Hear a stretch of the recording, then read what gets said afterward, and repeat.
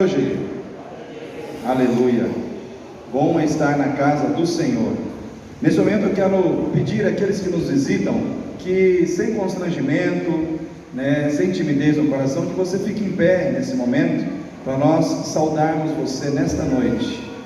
Eu sei que nós temos dois rapazes ali, é o Richard e o David, né? A Thaisa e o Wellington. Temos mais visitantes, temos aqui também esqueço o nome da nossa querida irmã Lourdes, nossa querida irmã Lourdes. Vamos saudar os irmãos. Sejam bem-vindos em nome do Senhor Jesus. Deus abençoe a vida de vocês, podem se assentar. Uma alegria muito grande tê-los aqui conosco nessa noite. Thaisa, há muito tempo que eu não via, né? Para mim é uma alegria muito grande, porque Thaisa faz parte da vida da gente. E nessa noite Deus quer falar comigo, Deus quer falar com você. Nosso coração está pronto para isso? Nosso coração está preparado, né? Então nesse momento eu quero que você abra a sua Bíblia lá no livro de Atos dos Apóstolos, no capítulo 20. E eu creio que o Senhor vai estar falando conosco através dos textos da sua palavra que nós vamos estar lendo aqui nesta noite. Deus é o Deus da palavra. E nós aprendemos que a palavra é Jesus, o verbo que se fez carne e habitou entre nós. Jesus é a palavra é Jesus. Então quando você recebe a palavra, você está recebendo nada mais, nada menos do que o próprio Cristo. Atos capítulo 20, versículo... Eu vou ler alternadamente, viu irmãos? Eu vou ler do versículo 17... Aí depois eu vou dentro do capítulo 20 aqui, até o versículo 38, a gente vai estar lendo, mas vou estar alternando a leitura, porque é um versículo bastante extenso. Então eu vou estar aqui apenas pegando os versículos chaves para a mensagem dessa noite. Então Atos capítulo 20, versículo 17, quem achou diz um amém aí. Amém. Glória a Deus. Eu vou estar lendo, os irmãos acompanhem por favor com as suas Bíblias abertas. Diz assim a palavra do Senhor: E de Mileto mandou a Éfeso a chamar os anciãos da igreja, e logo que chegaram junto dele, disse-lhes: Vós bem sabeis, desde o primeiro dia em que entrei na Ásia, como em todo esse tempo me portei no meio de vós, servindo ao Senhor com toda a humildade, e com muitas lágrimas e tentações, que pelas ciladas dos judeus me sobrevieram. Como nada que útil seja, deixei de vos anunciar e ensinar publicamente pelas casas, testificando tanto a judeus como a gregos o arrependimento para com Deus e a fé em nosso Senhor Jesus Cristo. E agora eis que, ligado eu pelo Espírito, vou para Jerusalém, não sabendo o que lá me há de acontecer, senão o que o Espírito Santo de cidade em cidade me revela, dizendo que me esperam prisões e tribulações. Agora nós vamos pular para o versículo 32. Agora, pois, irmãos, encomendo-vos a Deus e à palavra da sua graça, a Ele que é poderoso para vos edificar e dar herança entre todos os santificados. De ninguém cobicei a prata, nem o ouro, nem o vestuário. Sim, vós mesmos sabeis que para o que me era necessário a mim e aos que estão comigo, estas mãos me serviram. Tenho-vos mostrado em tudo que, trabalhando assim, é necessário auxiliar os enfermos e recordar as palavras do Senhor Jesus, que disse: mais bem-aventurada coisa é dar do que receber. E havendo dito isto, pôs-se de joelhos e orou com todos eles, e levantando-se um grande pranto entre todos, e lançando-se ao pescoço de Paulo, o beijavam. Amém, irmãos? O apóstolo Paulo é alguém que Deus usou de uma maneira muito tremenda. Deus, irmãos, fala muito comigo através da vida desse servo, o apóstolo Paulo. E nessa noite, irmãos, eu quero pensar com os irmãos sobre esse texto, em que Paulo aqui demonstra todo o seu cuidado para com a igreja. E eu quero pegar palavras-chave aqui nessa noite, que o Senhor vai estar usando para falar conosco sobre como guardar os nossos corações num tempo de crise. Como guardar os nossos corações em tempos de crise. E algumas palavras me saltam aos olhos. A primeira palavra é transparência. Essa pregação que eu estou hoje ministrando a toda a igreja, eu já fiz um dia uma abertura aqui numa escola bíblica dominical, e eu parei para pensar, eu falei: Senhor, fala comigo mais nesse texto. E aí o Senhor acrescentou no meu coração mais conteúdo para que eu pudesse estar aqui ministrando nessa noite. Mas eu quero algumas palavras que eu quero que você grife aí: transparência, humildade, lágrimas, tentações, Espírito Santo, problemas, cobiça versus generosidade, oração e amor. Então nós vamos estar falando sobre essas palavras todas que estão embutidas dentro do texto. E a primeira palavra eu quero falar aqui é transparência. Você se considera transparente, Lázaro? Lázaro afirmou que ele é um camarada transparente. Davi, você é transparente? Muito bem, nós estamos aqui então com dois jovens que são transparentes, né? O que é ser transparente? Transparente, irmãos, não é uma pessoa translúcida, né? Não é um espírito que você vê através da pessoa. Transparente é aquela pessoa que ela não tem medo de revelar a realidade que está dentro dela, de revelar aquilo que ela pensa, de revelar quais são os seus posicionamentos, qual é o seu entendimento da vida, qual é o seu entendimento sobre questões que às vezes são polêmicas. Transparente é aquela pessoa que é sincera e verdadeira, no sentido de colocar para fora a sua realidade interior sem medo, sem medo. E às vezes as pessoas, elas ficam com medo de ser transparentes, porque elas pensam assim: mas se eu falar isso, aquela pessoa vai me criticar, o fulano vai me desprezar, o outro vai me rejeitar. Aí o que acontece? A pessoa, por medo de rejeição, por medo de crítica, às vezes ela deixa de ser transparente, né? E o fato é que aqui dentro do contexto, Paulo, ele começa falando aqui sobre transparência. Nós precisamos entender que para guardar o nosso coração num tempo de crise, né? E talvez você fale para mim: mas pastor, que crise é essa que o senhor está falando que nós estamos vivendo? Irmãos, para mim hoje nós estamos vivendo uma das piores crises que talvez a humanidade tenha passado. É uma crise que ela vai da choupana até o palácio. É uma crise que ela atinge todos os poderes legalmente constituídos: o poder executivo, o poder legislativo, o poder judiciário. É uma crise que atinge a família. É uma crise que atinge o comércio, que atinge os relacionamentos. É uma crise que atinge a igreja do Senhor Jesus. E para mim, irmãos, essa crise é a crise de credibilidade sobre os valores éticos, morais e espirituais que devem reger a nossa vida. Hoje nós temos uma crise de credibilidade. Alguém disse certa vez para mim que credibilidade é algo que está associado à confiabilidade. A pessoa que recebe crédito, ela tem que ser digna de confiança. Se você confia, você dá crédito. Se você não confia, você não dá crédito.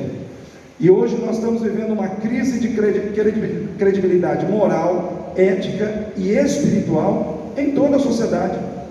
Nós vemos que hoje está mais difícil confiar.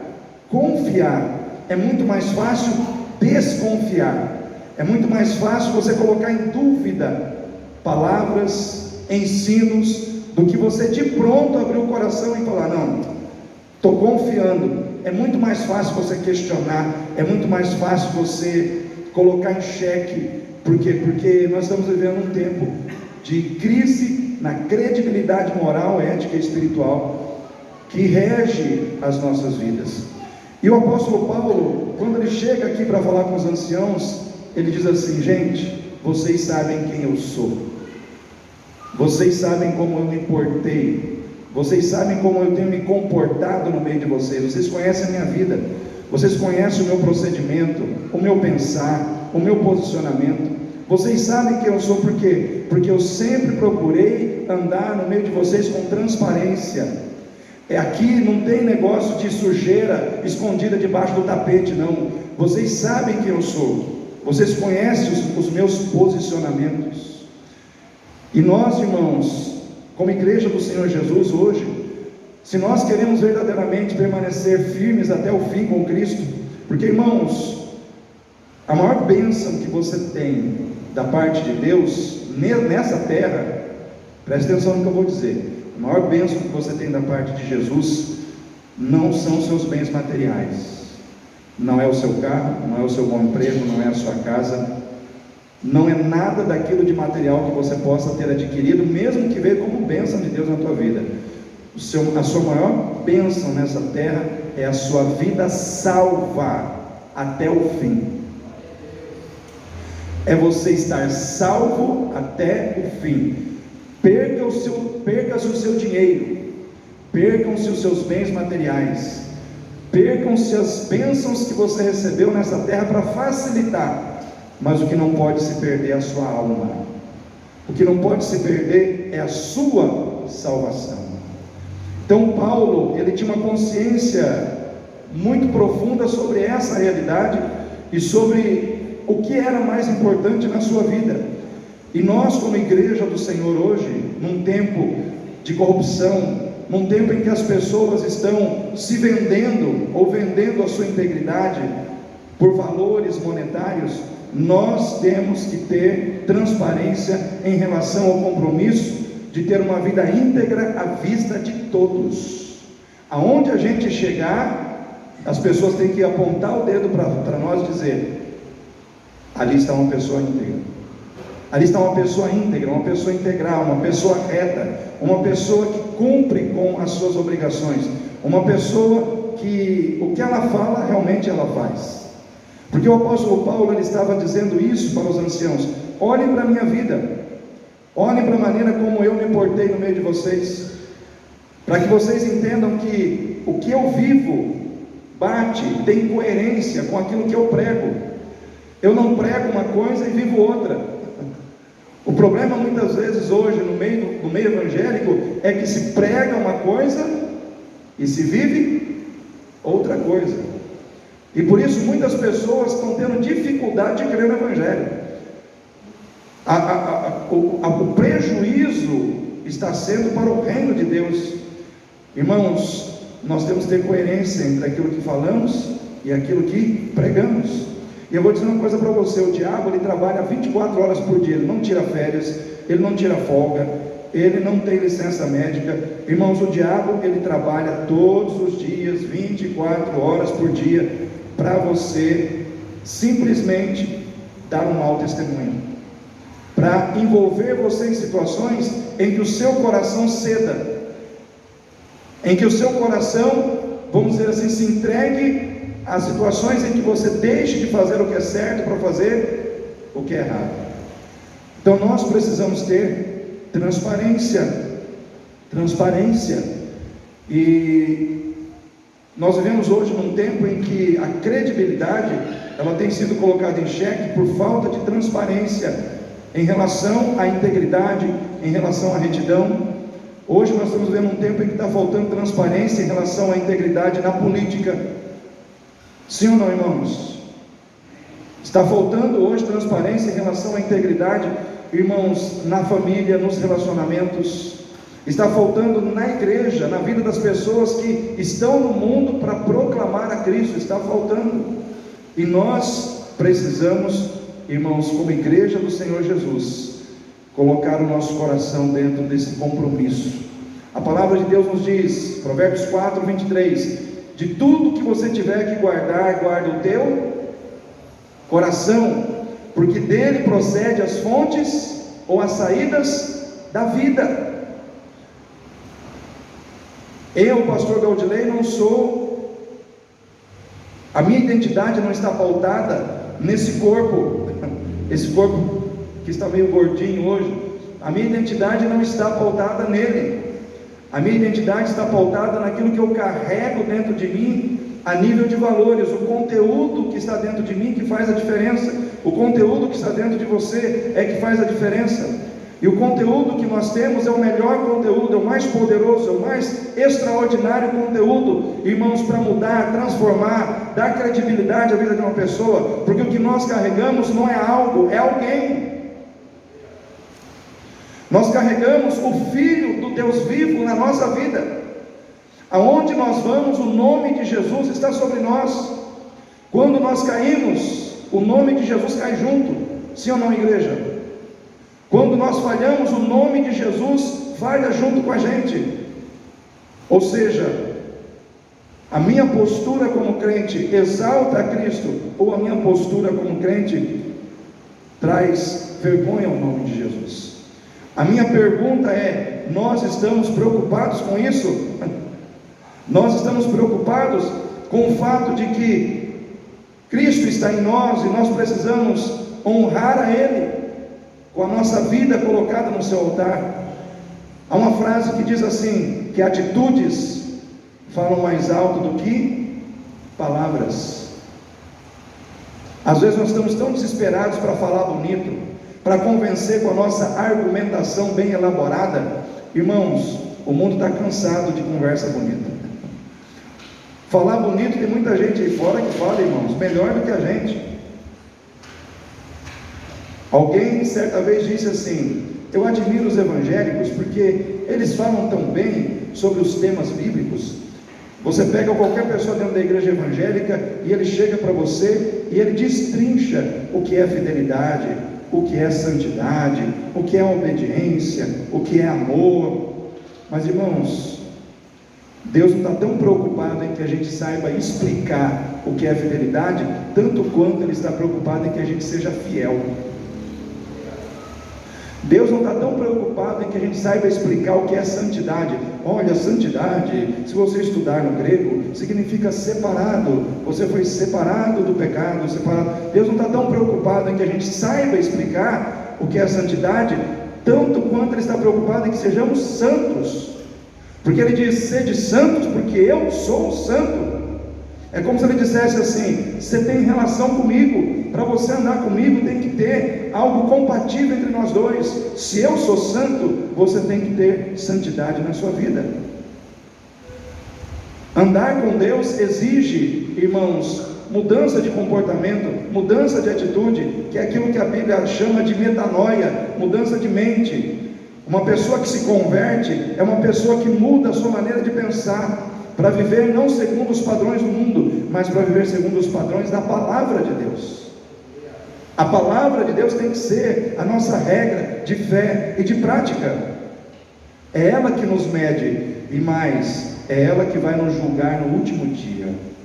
Jesus disse: eu não vim julgar e nem condenar, eu vim salvar aqueles, buscar e salvar aqueles que se haviam perdido. Ponto. Porém, esta palavra, ela vos julgará no último dia. Portanto, a sua vida em relação a fazer ou não a vontade de Deus é um problema seu diante da palavra. Você tem que entender que a palavra de Deus, ela é a régua de medir. Irmãos, quando a gente faz uma construção, uma parede, levanta as mãos dos irmãos aí que trabalham na construção civil. Mais alto um pouquinho. Aí, jóia. Ricardo, como é que chama aquele instrumento que faz, que a gente mede que a parede, se ela está torta ou se ela está reta? Prumo. Tem um profeta lá no Velho Testamento, em que ele, falando em nome do Senhor, ele diz assim: eis que eu agora passarei no meio de vós com prumo. Passarei no meio de vós com prumo. Em outras palavras, o Senhor está dizendo: povo meu, porque a palavra é para o povo dele, eu agora estou deixando um pouquinho a misericórdia, não estou deixando de ser misericordioso, tá? Deus é sempre misericordioso, sempre. Mas existem momentos em que Ele age com justiça.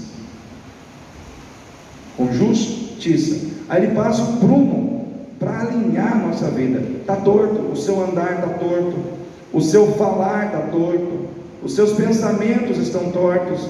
Aí Deus vem com a palavra e passa um prumo para endireitar suas palavras, para endireitar a sua maneira de andar, para endireitar os seus caminhos, porque, irmãos, Deus é Deus de retidão.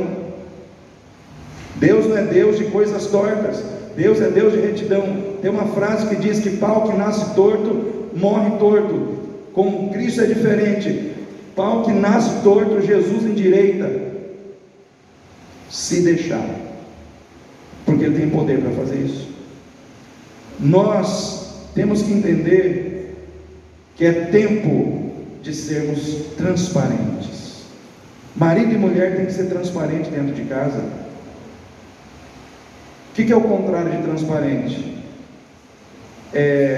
Se transparência é ser sincero, verdadeiro, claro, translúcido, o contrário de transparente é você ocultar, esconder, maquiar, fingir, demonstrar uma coisa por fora diferente daquela que está por dentro.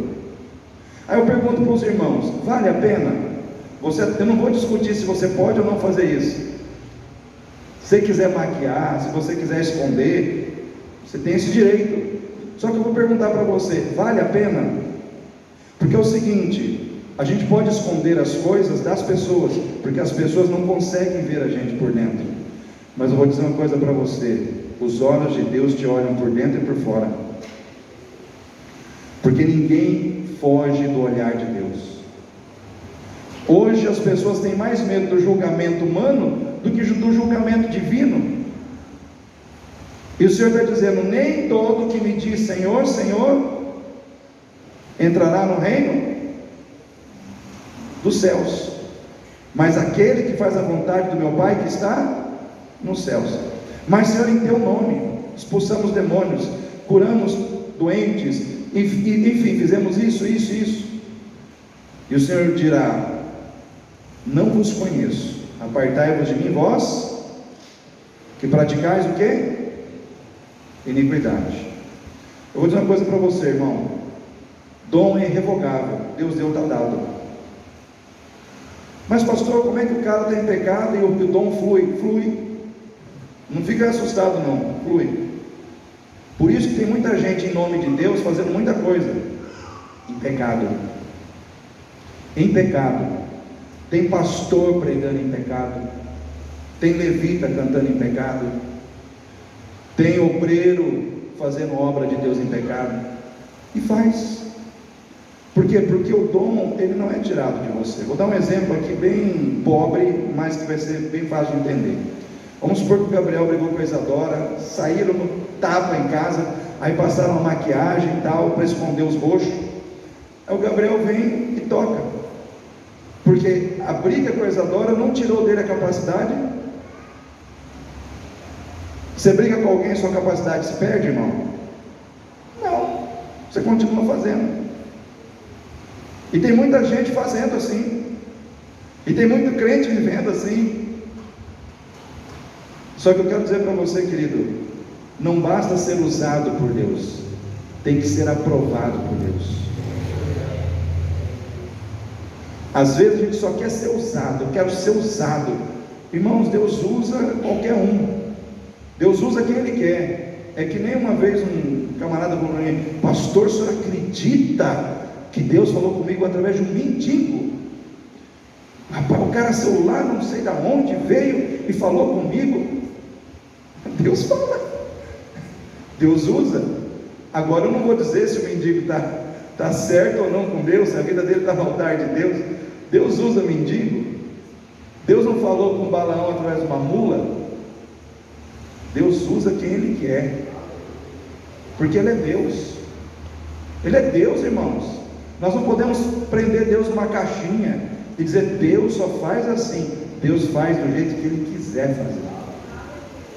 Ele é soberano. Deus é transcendente, Ele vai além, daquilo que pensamos, imaginamos. Ele é Deus. Não tem como você querer entender um ser que é infinitamente poderoso, que diz: eu sou, Lucas? Quem é o que eu vou representar lá, Senhor? Moisés falando com Deus: fala que o eu sou te enviou. Por que eu sou? Porque Ele é antes de todas as coisas, porque nele subsistem todas as coisas, porque Ele criou todas as coisas, porque Ele tem o poder sobre todas as coisas, porque Ele é Deus. Então Ele pode dizer eu sou, o único que pode dizer eu sou é Ele. É eu sou o que te chamou para viver uma nova vida em Cristo. Ele é um Deus soberano, poderoso, infinito, mas acessível em amor. Eu não esqueço um pastor foi meu pastor de conversão. Eu amava a vida daquele pastor. Deus já o levou, eu espero que ele esteja na glória. Mas ele dizia sempre o seguinte: se Deus tivesse um ponto fraco, se Ele tivesse um ponto fraco, seria a sua misericórdia, porque Deus é misericordioso. Ele sempre falava isso, ele pregava, volta e meia ele falava, ele sempre parava e falava assim: se Deus tivesse um ponto fraco, seria a sua misericórdia. Ele não aguenta ver um coração rendido, por mais perdido que seja, Ele perdoa, Ele recebe, Ele acolhe. Se você quer viver com Deus, seja transparente, não fique escondendo as coisas, não fique maquiando sentimentos, disposições do seu coração, porque aquilo que você esconde e não põe para fora, de alguma maneira, em um momento ou em outro, vai aparecer. O que fica retido dentro da gente, não fica retido por muito tempo. Uma hora a gente explode, uma hora sai. Seja transparente, fala o que você está sentindo, fala o que você está pensando, chega para Deus e fala: Senhor Deus, eu estou triste com essa situação. Chega para o seu cônjuge: olha, eu não te falei porque eu não fiquei com medo de entrar em conflito, mas aquela situação me incomodou, nós precisamos conversar, precisamos acertar as coisas, eu não estou bem por dentro, estou chateada, estou chateado, vamos ajeitar as coisas. Use de transparência, seja verdadeiro, seja verdadeira.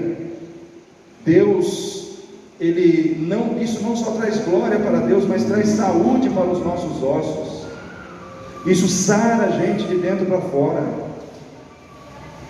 Transparência é uma situação importante nas nossas vidas. Segunda palavra, eu quero usar elas as duas juntas: lágrimas e humildade. Como que estão os seus olhos? Você tem chorado na presença de Deus? A gente fala: para que chorar? Só que se você parar para pensar, nós estamos vivendo num mundo que cada dia mais está trabalhando para fazer com que a nossa insensibilidade aumente. Você vê coisas que antigamente te sensibilizavam, hoje você está anestesiado. As pessoas estão vivendo anestesiadas. As pessoas não estão chorando mais. E o crente chora ou não chora? Chora pouco, chora muito. Se for São Paulino, chora mais hoje. Flamenguista também. Eu estou nessa, né? Hoje talvez está mais fácil chorar aí para os São Paulinos, para os flamenguistas, né? Mas irmãos, nós choramos quando nós somos esquecidos. Quem já foi esquecido em algum momento aí na vida? Os esquecidos? Já foi esquecido. A gente foi esquecido. A gente chora porque a gente se sente desprezado. A gente chora quando a gente é maltratado com palavras ou com atitudes. E quando a gente é maltratado com palavras e com atitudes de uma pessoa que é distante da gente, é um peso. Agora, quando a gente é maltratado com palavras e atitudes de alguém que a gente ama, que está bem pertinho da gente, o efeito é outro. Sim ou não, irmãos? Dói muito mais, machuca muito mais. Aí eu lembro citei aqui no dia que eu falei sobre isso de manhã. Quantos aqui lembram do filme Coração Valente? Quem já assistiu? Com Mel Gibson. É antigo, mas é bom. Pode assistir que é bom. É um filme de época, né? Mel Gibson era um personagem escocês que estava lutando pela liberdade da Escócia do domínio inglês. E ele era um idealista, visionário, lutava sem parar. E um belo dia no campo de batalha, lutando lá, ele persegue um cavaleiro que estava contra ele, e ele derruba o cavaleiro que estava com o elmo. Na hora que ele tira o elmo do cavaleiro, debaixo daquele elmo está o seu melhor amigo. Ele descobre que o seu melhor amigo, com quem ele confidenciava, estava lutando contra ele no campo de batalha. Naquele momento, eu lembro do rosto dele, ele perde as forças, ele joga a espada no chão e as suas forças se vão, porque ele se decepcionou com a pessoa que estava mais próxima dele. E muitas vezes é assim com a gente. Às vezes nós choramos porque não esperamos uma atitude negativa de alguém em quem nós nos apoiávamos, em quem nós confiávamos, de repente vem e a gente chora. A gente chora, né? Quantas vezes talvez Davi chorou quando Saul perseguiu? Saul jogou uma lança para atravessar Davi, né? Ainda bem que ele não estava bom de mira naquele dia. Mas, irmãos, vamos pensar em alguns choros na Bíblia.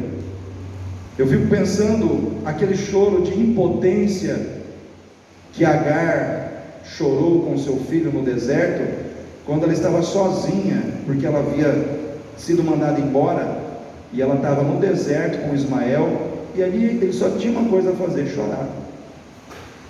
Só que diante do seu choro, Deus mandou um anjo. O anjo do Senhor desceu ali e viu aquele choro. A exemplo do rei Ezequias, que Deus mandou ele colocar a casa em ordem, porque ele morreria. Só que ele foi para a parede e chorou e orou. O profeta Isaías estava indo embora, Deus mandou ele voltar, falou: volta, porque eu vi o choro do meu servo e as suas orações. Diga a ele que eu dei mais 15 anos de vida para ele, porque vi o seu choro e vi o seu clamor. Paulo disse: eu servi ao Senhor com lágrimas, servindo ao Senhor com toda humildade, com muitas lágrimas. Às vezes, queridos, é assim que nós estamos. Ele estava chorando, Paulo chorou muitas vezes. O texto não fala aqui em que momentos ele chorou, mas a gente sabe que ele foi preso, que ele foi açoitado, que várias vezes ele foi traído. Ele fala que ele foi traído pelos seus próprios irmãos, e aí ele chorou, mas algo me chama muito a atenção: com lágrimas, chorando, mas servindo a Deus. Ou seja, eu posso estar chorando, mas não vou deixar de servir ao Senhor. O que eu quero dizer para você, querido, eu não sei quais são as situações que te fazem chorar, mas não deixe de servir a Deus, mesmo quando você estiver passando por situações em que as lágrimas vão aparecer na sua vida. Nós precisamos chorar. E existe um choro em tempos de corrupção, em tempos, irmãos, de crise moral, espiritual e ética. Existe um choro que a gente tem que chorar. É o choro do arrependimento. O choro do arrependimento. Sabe aquele choro de Pedro, lá em Mateus 26:75, aonde depois de negar Jesus 3 vezes, diz a palavra de Deus que Pedro, ele olha para o lugar onde Jesus estava, o olhar dos dois se entrelaçam, ele lembra das palavras de Jesus e ele chora amargamente, porque ele falhou com o seu Senhor. Querido, nós temos que sentir muita tristeza no nosso coração quando a gente fizer compromissos com Deus e não cumprir, fizer promessas para Deus e não cumprir, falhar com Ele. A gente tem que chorar. A gente tem que chorar porque nós estamos entristecendo o coração daquele que deu a sua vida por nós na cruz. Se arrepender dos nossos pecados, se arrepender dos nossos erros, porque eu quero dizer uma coisa para você: você não vai deixar de errar. Todos nós que estamos aqui somos falíveis. O problema não é errar, o problema é não se arrepender quando errar. Quando você erra e não se arrepende, aí você tem um grande problema. Isso quer dizer que você se acostumou com o pecado. Porque Deus, queridos, Ele não está tão preocupado com quantas vezes você vai errar. Se houver arrependimento sincero, Ele te perdoa. Ele te perdoa. Então, com lágrimas, sirva o Senhor. Tem gente te fazendo chorar, coloca essas pessoas na mão de Deus. Deus vai cuidar delas. Amém, igreja? Os problemas estão te fazendo chorar, põe esses problemas nas mãos de Deus. Deus vai cuidar deles. Com toda humildade e lágrimas. Paulo, ele reconhecia que ele não era melhor do que ninguém, que ele não estava acima de ninguém, e ele diz assim: fazei todas as coisas com humildade, considerando os outros superiores a si mesmos. Ele aprendeu o caminho da humildade. Ele aprendeu que servir a Deus é coisa para gente humilde. Então eu quero dizer para você, querido, seja humilde. Não se engrandeça. Se Deus te usou, dê glórias a Ele. Se o outro errou e você continuou em pé, não considere o outro inferior a você, porque ele caiu e você ficou em pé. Porque ele caiu hoje, você pode cair amanhã. A Bíblia diz que aquele que pensa estar em pé, cuide para que não caia. Eu vou usar uma palavra que eu acho que não existe, tá, irmãos? Mas vou usar assim mesmo. Ninguém é incaível, né? Existe isso, Carol? Ninguém está livre da condição de cair. É isso que eu quis dizer. É isso que nós temos que entender.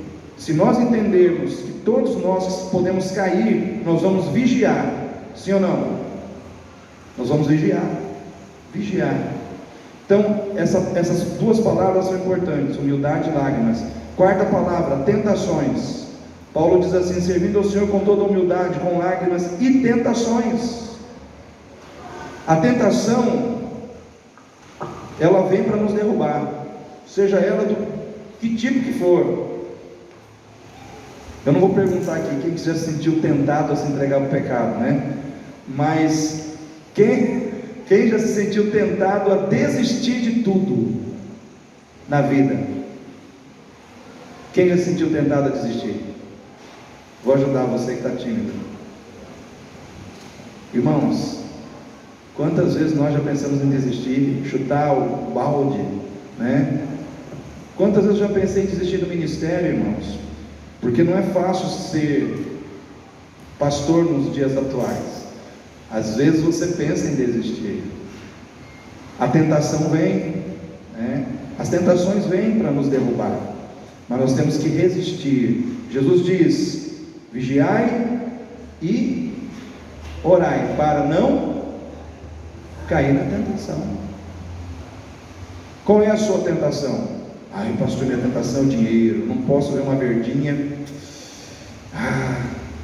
Pastor, a minha tentação é o suador da garrafa da Heineken, né?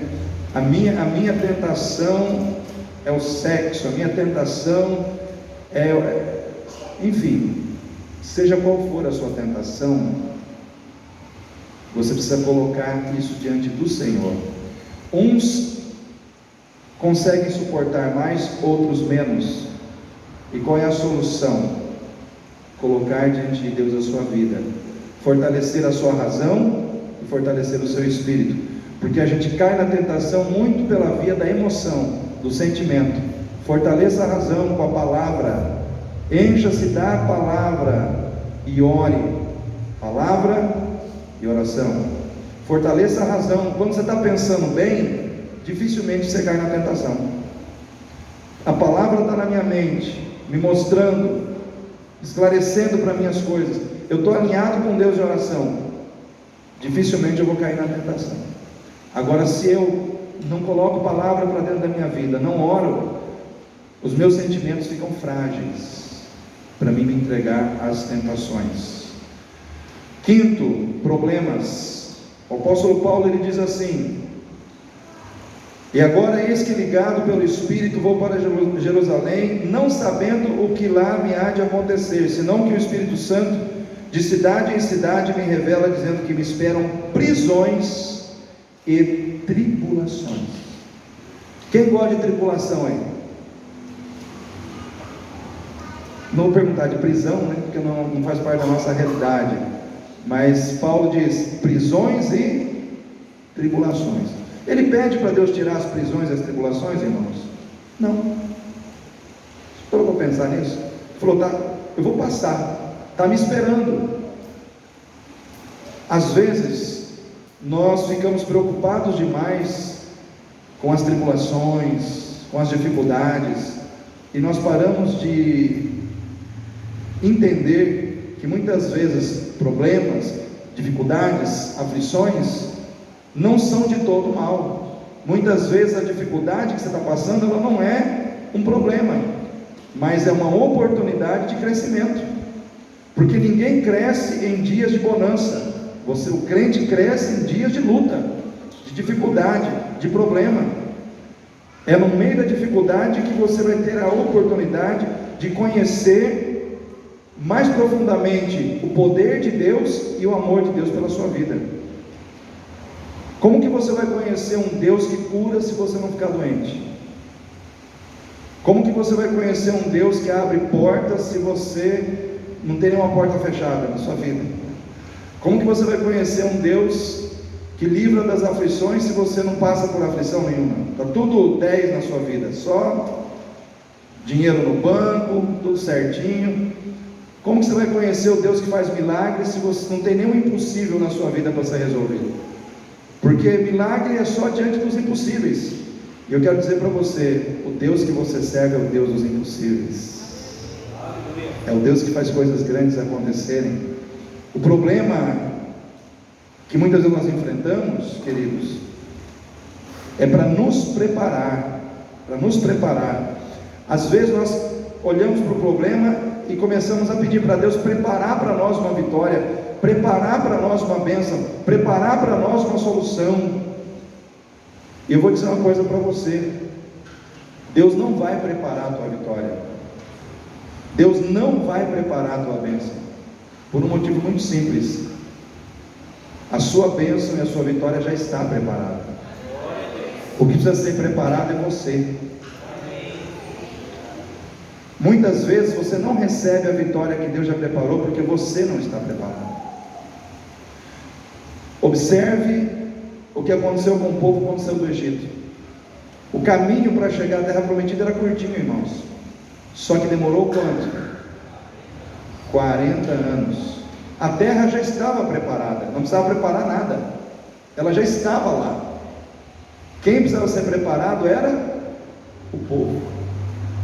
No caminho do deserto, Deus estava preparando o coração do povo, tirando do coração do povo o mundanismo, tirando do coração do povo o Egito, e aqueles corações que o Egito não saiu, eles morreram no deserto.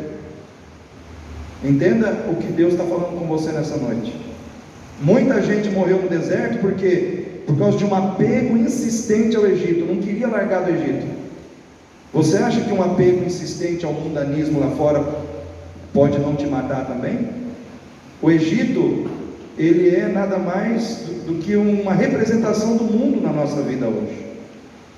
Eu estou com Deus, mas estou apegado no Egito, estou apegado lá fora. Cuidado, querido. Muita gente no passado não chegou no final da caminhada, porque a bênção estava preparada, mas o coração não se deixou preparar. O que precisa ser preparado não é a tua bênção, nem a tua vitória. O que precisa ser preparado é o teu coração. Deixa Deus preparar você. Eu e você estamos sendo preparados para receber o que Deus tem para nós. Deus preparou a vida eterna para nós. A vida eterna, irmãos. Só que para chegar até lá, nós temos que deixar Deus preparar o nosso coração. Então aprenda com os problemas a ser uma pessoa mais dedicada a Deus, mais comprometida com o reino de Deus, mais comprometida com aquilo que é espiritual. Deixe de ser esse crente materialista, mundano, que muitas vezes, infelizmente, você tem permitido ser, né? Deixa isso para trás, para que você possa alcançar o que Deus já preparou. Amém? Quantos estão comigo aí? Sexto, mate a cobiça com a generosidade. Aqui no versículo 33, olha só: de ninguém cobicei a prata, nem o ouro, nem o vestuário. Assim vós mesmos sabeis que para o que me era necessário a mim e aos que estão comigo, estas mãos me serviram. Tenho-vos mostrado em tudo que, trabalhando assim, é necessário auxiliar os enfermos. Olha só, recordar as palavras do Senhor Jesus, que disse: mais bem-aventurado coisa é dar do que receber. Irmãos, na matemática de Deus é melhor doar, é melhor dar do que receber. Hoje nós temos uma igreja que está muito preocupada com receber, e nós temos que nos preocupar em dar daquilo que Deus tem colocado em nossas mãos. Irmão, se você vai lá em Provérbios 11, 24 e 25, olha só o que diz lá: ao que distribui mais se lhe acrescenta, e ao que retém mais do que é justo é para a sua perda. A alma generosa prosperará, e aquele que atende também será atendido. Sabe o que a palavra de Deus está dizendo para mim e para você nessa noite? Que quem mais dá, mais recebe. Aquele que mais doa, mais recebe, mais recebe. Então nós estamos vivendo um tempo de corrupção, estamos vivendo um tempo de crise de valores morais, éticos e espirituais, e uma das coisas que é base para a corrupção é a cobiça. Sim ou não, irmãos? Muita gente não tem se perdido por causa da cobiça, por causa da ganância, por causa do amor ao dinheiro. O que a Bíblia diz? O amor ao dinheiro é a raiz de todos, ou só de alguns males? De todos, todos os males. Então nós temos que combater a cobiça, a ganância, que muitas vezes está dentro de nós, dentro da igreja. A gente olha para a cobiça dos políticos, a gente olha para a cobiça do fulano, do beltrano, mas é a cobiça que está dentro do seu coração, do meu coração, de cada um de nós, que muitas vezes está dentro da igreja, sentado num banco da igreja, mas a gente sai da igreja e a gente é ganancioso, a gente só pensa naquilo que a gente quer receber, e não naquilo que a gente tem que dar. Mas eu sou crente, sou filho do rei, grande coisa. O rei, ele doou a sua vida para salvar a todos. Na matemática de Deus, o mais espiritual não é aquele que tem mais, é aquele que doa mais. Por isso que o Senhor disse que no reino de Deus, nos céus, o maior é aquele que serve a todos.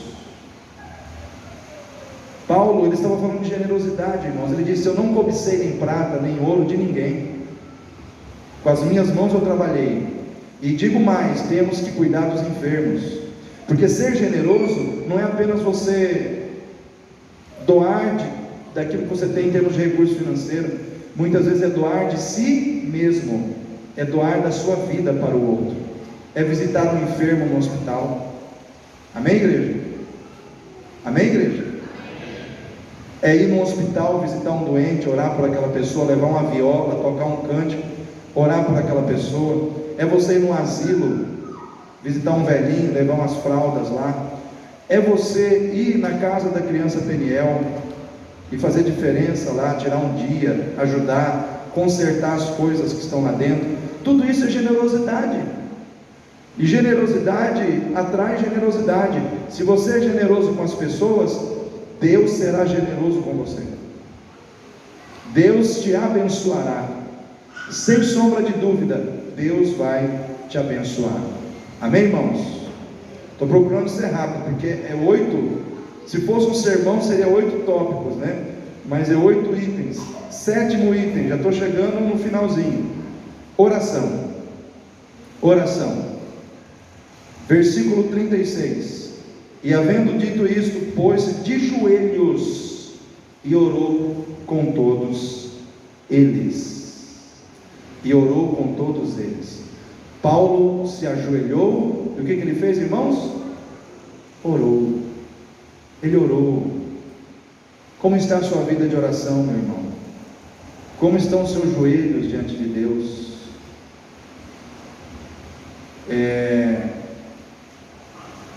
Deus estende a mão diante de joelhos que se dobram.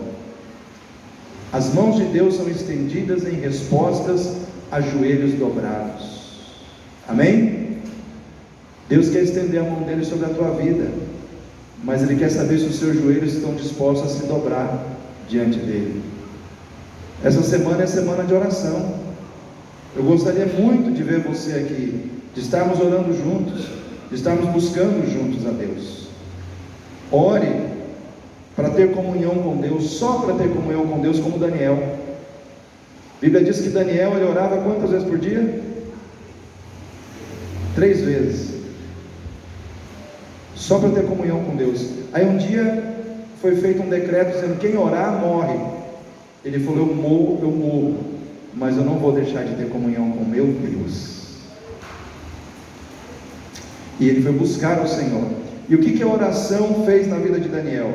A oração fez com que Daniel fosse um homem influente, uma pessoa firme espiritualmente, um homem corajoso, um homem amoroso, simplesmente porque ele orava, porque ele tinha uma vida de oração. Nós não vemos na oração de Daniel ele pedindo coisas: Deus me dê coisas, me dê coisas, me dê coisas. Nós vemos ele simplesmente orando para estar com Deus, e isso trouxe um crescimento, um fortalecimento muito grande no seu coração, e isso não tem preço. É que nem a propaganda do Mastercard, não tem preço estar com Deus. Ore para receber força, como Jesus fez no Getsemane. Pai, minha alma está triste até a morte, estou triste, preciso de força. Ele orou, e o Senhor veio e lhe deu forças. Ore com perseverança, como Ana, para alcançar algo impossível das mãos de Deus. Ana queria ser mãe, e ela orou, e Deus se lembrou de Ana e lhe deu um filho. Mas porque ela orou. Cutuca o seu irmão e fala assim: eu acho que essa palavra é para você. Irmãos, em último lugar, cheguei no fim. Aí tem gente que fala assim: ufa, cheguei no final. Eu quero encerrar essa ministração com uma palavra muito forte. A palavra é amor. Amor. Levantou-se um grande pranto entre todos, versículo 37, e lançando-se ao pescoço de Paulo, o beijavam. Irmãos, Paulo, ele foi muito amado por esta igreja. Ele foi abraçado, ele foi beijado pelos seus irmãos. Eu digo assim: quem abraça, abraço receberá. Quem abraça, será abraçado. Quem ama, será amado. Quem se doa a alguém, da pessoa a quem se doou também receberá o mesmo. Paulo foi amado porque amou. Eu quero dizer para você, querido, o mundo precisa que você ame as pessoas que Deus colocou ao seu lado. Ame primeiro a sua família, porque a Bíblia diz que aquele que não cuida bem dos que estão na sua casa, como que vai cuidar dos que estão fora? Então, você é casado, marido, ame a sua esposa, conheça ela por dentro, saiba quais são as suas necessidades e faça de tudo para suprir. Quem ama, sacrifica interesses e vontades para suprir a necessidade da pessoa amada. Interesses e vontades muitas vezes ficam de lado para suprir a necessidade de alguém que eu amo. Necessidade vem antes de interesses e vontades. Amém? Ame as pessoas. Ame o seu irmão que está com você dentro da igreja. Ai, pastor, mas esse irmão já pisou no meu calo várias vezes.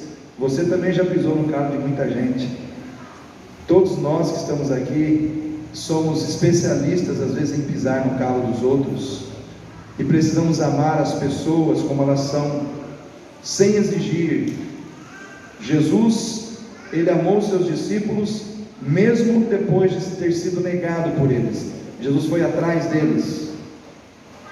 E a conversa foi de amor. Chegou para Pedro: Pedro, tu me amas? O que Pedro disse? Te amo, Jesus. Pedro, tu me amas? Amo, Senhor. Aí Jesus diz: mas Pedro, tu me amas? 3 vezes: Senhor, tu sabes todas as coisas, o Senhor sabe que eu te amo. Jesus não jogou no rosto de Pedro a sua traição. Jesus simplesmente queria saber se Pedro o amava. Irmãos, todos nós estamos sendo preparados para servir a Deus e andar com Deus. Essa história de Jesus e Pedro é profunda, irmãos. Jesus ele chega para Pedro e ele diz assim: Pedro, Satanás me pediu para cirandar você como trigo. Sabe o que quer dizer isso, irmão? Satanás, ele estava dizendo para Jesus o seguinte: Jesus, deixa eu pegar o Pedro, eu vou passar ele na moinha, eu vou transformar ele em pó, eu vou espremer ele na peneira, eu vou fazer ele virar um pozinho, vou destruir a vida de Pedro. Era isso que Satanás queria fazer com Pedro. E sabe o que Jesus disse para Pedro? Pedro, eu não deixei, eu orei por você, para que a sua fé não desfalecesse. De um lado nós temos o diabo querendo nos esfarelar, nos destruir, mas do outro nós temos um Jesus que ora por nós.